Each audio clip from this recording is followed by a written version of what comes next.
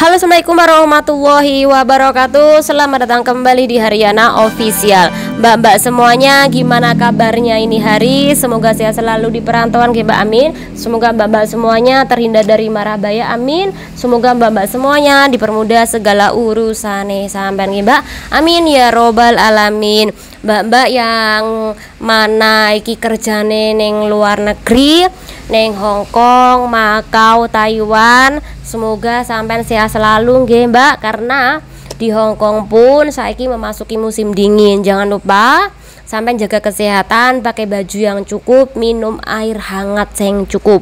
Kalaupun sampean ku libur, jangan lupa bawa topi, bawa sal, ataupun sampean bawa masker. Jadi kalau pas libur nih musim dingin, kemudian ada angin juga, sampean boleh memakai masker untuk menutupi hidung ini. Pakai topi agar angin itu tidak sampai masuk ke kepala sampean. Kemudian ini agar tidak masuk angin juga.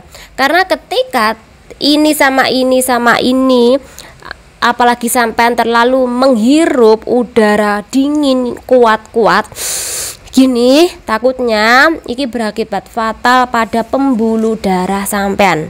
Karena tidak tahan dengan udara dingin yang sampean hirup kuat-kuat.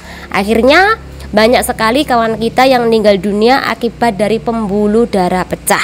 Jadi selalu safety bawa barang-barang untuk menghangatkan diri ya, Mbak.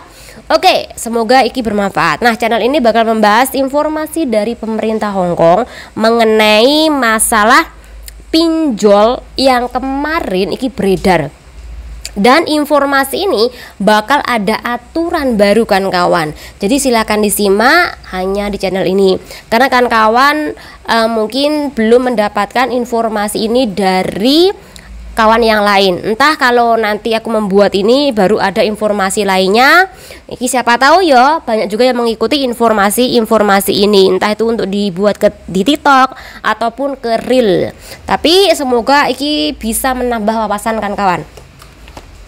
Oke, hari Selasa tanggal 26 November ki informasi yang pertama, dan juga hari ini kan kawan informasinya bahwa Sekretaris Tenaga Kerja dan Kesejahteraan Tenaga Kerja Christian iki memberikan statement informasi yang dimana informasi ini mengenai PRT yang pinjam di bank nantinya dan ke rentenir nantinya. Nah, yang pertama adalah informasinya pembatasan pinjaman uang yang dilakukan oleh PRT asing di negara Hong Kong kui harus disesuaikan dengan gaji bulanan PRT itu. Jadi lek sampean pinjam kue tidak boleh melebihi dari gaji Anda kan kawan. Kan ada nih sampean gajinya cuman 4.990, tapi sampean bisa pinjam bank totale kan kawan sampai 8.000. Terus untuk mencari kekurangan sampean mau kerja apa kan kawan. Jadi itu kenapa pemerintah Hong Kong bakal mengatur permasalahan ini setelah adanya kejadian-kejadian yang merugikan majikan Hong Kong. Jadi ada teror yang dilakukan oleh mereka dan iki imbase majikan sampean, Mbak. Iki yang pertama. Kemudian yang kedua, pemerintah Hong Kong mengatakan pihaknya iki berencana untuk membuka konsultasi publik. Jadi adanya rubrik konsultasi ke depannya pada awal tahun ini, pada awal tahun depan. Jadi tahun 2025 awal ini bakal ada konsultasi publik mengenai peminjaman yang dimana iki tidak diperbolehkan melebihi dari batas gaji PRT asing di negara Hong Kong. Jadi lek sampean nono masalah, sampean bisa konsultasi. Apakah nanti membahayakan bagi kontrak kerja sampean? Sekali lagi belum diketahui. Intinya setiap perkembangan nanti bakal saya buat video lagi nggih. Oke, yang ketiga. selain batasan peminjaman iki kalau bisa dan Sekretaris Tenaga Kerja iki berharap bank ataupun rentenir iki tanpa jaminan ketika PRT asing kui pinjam. Tanpa jaminan kui seperti saksi lek iso nggak ada. Nomor teleponnya majikan kalau bisa nggak ada dan lain-lainnya. Kui harapan dari pemerintah Hong Kong.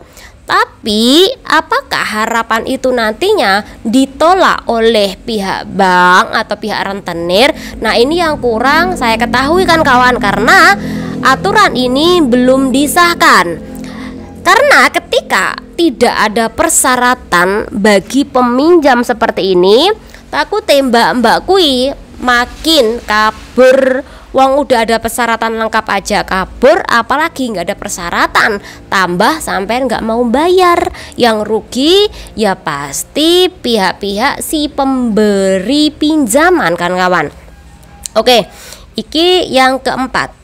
Pemerintah iki sedang meluruskan langkah-langkah yang sejalan dengan aturan ini dan akan mengumumkan konsultasi publik iki awal tahun 2025.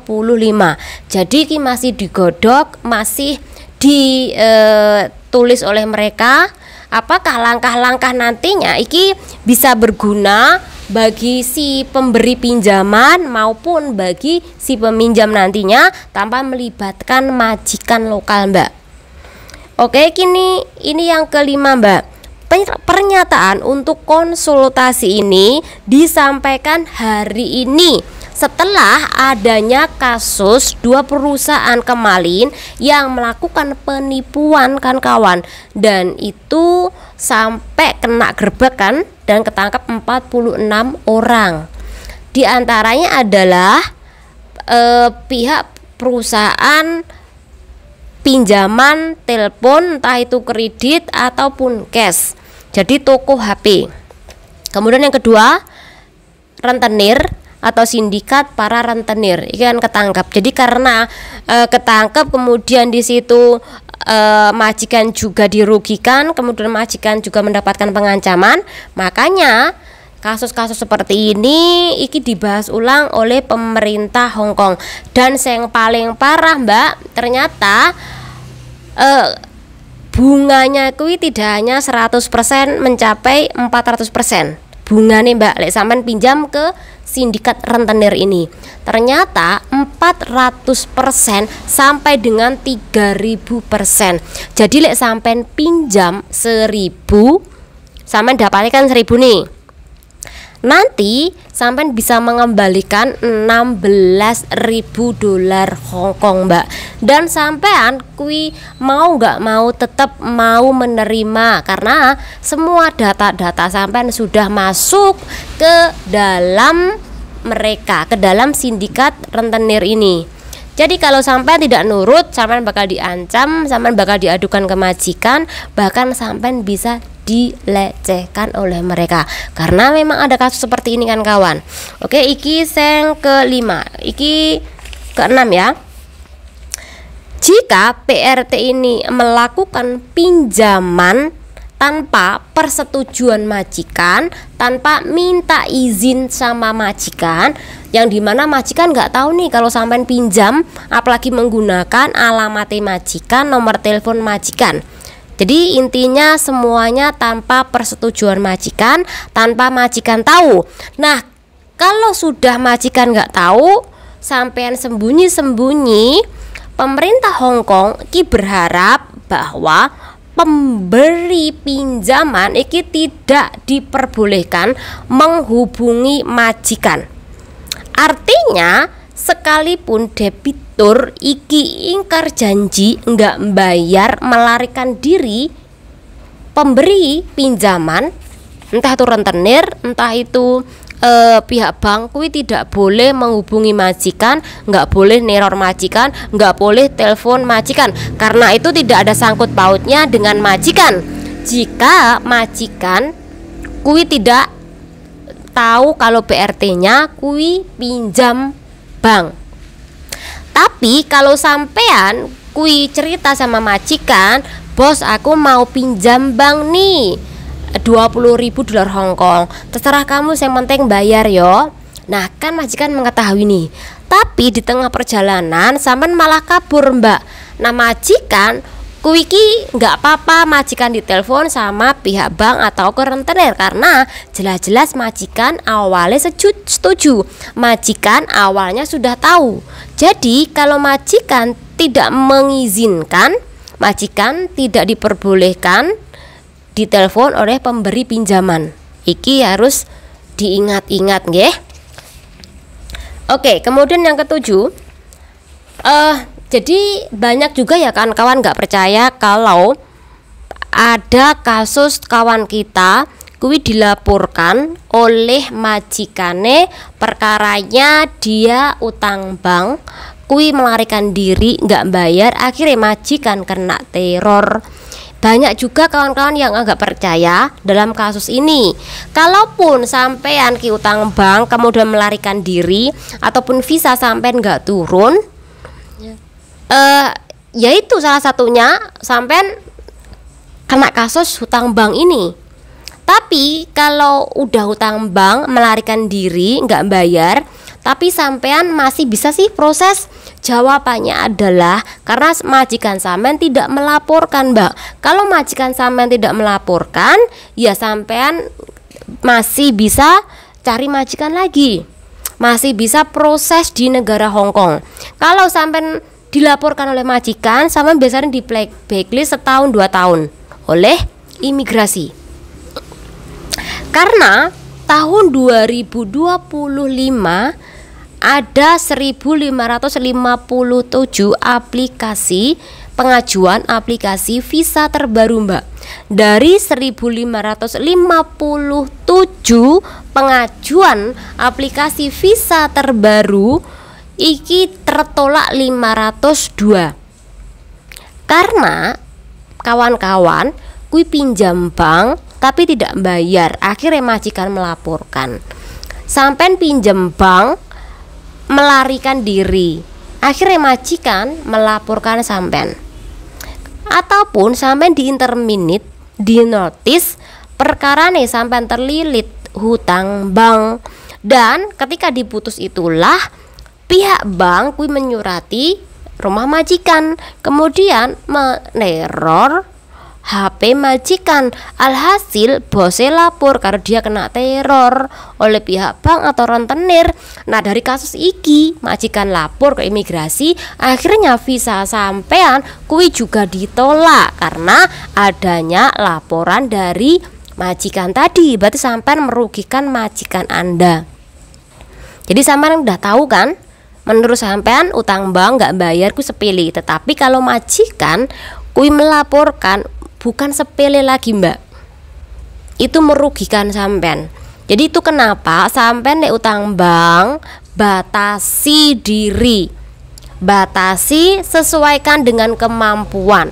Lek sampean sekiranya kui wis utang bank sekali 2 kali, pasti mbak sampai nanti bakal utang bank lagi sampai 3 kali 4 kali dalam sebulan. Kalau sudah seperti itu, sampean mending mbak pulang aja ke Indonesia, karena jiwa sampean nggak kuat. Karena itu semacam dorongan mbak, ada sesuatu dorongan yang mewajibkan sampean itu untuk utang bank terus menerus. Dan di Hong Kong hutang bank itu enak mbak. Beda kalau di Singapura. Singapura kui utang bank kui sesuai dengan gajimu piro. Lek gajimu sesuai dengan persyaratan untuk utang bank diperbolehkan, tapi lek nggak sesuai dengan persyaratan utang bank di Singapura itu tidak diperbolehkan. Jadi itu kenapa di Singapura jarang PRT yang terlilit bank, yang banyak itu Hong Kong, karena Hong Kong kui belum diatur oleh pemerintah Hong Kong itu sendiri. Jadi itu kenapa pemerintah Hong Kong kui mulai memperhitungkan langkah-langkah hukum untuk mengantisipasi agar PRT ASI iki hutang bank sesuai dengan batas kemampuannya, biar nggak ngerugikan PRT itu ataupun majikan lokal atau warga Hong Kong itu sendiri. Semoga bermanfaat. dengan penjelasan ini. Semoga kawan-kawan memahami channel ini diri. Wassalamualaikum warahmatullahi wabarakatuh.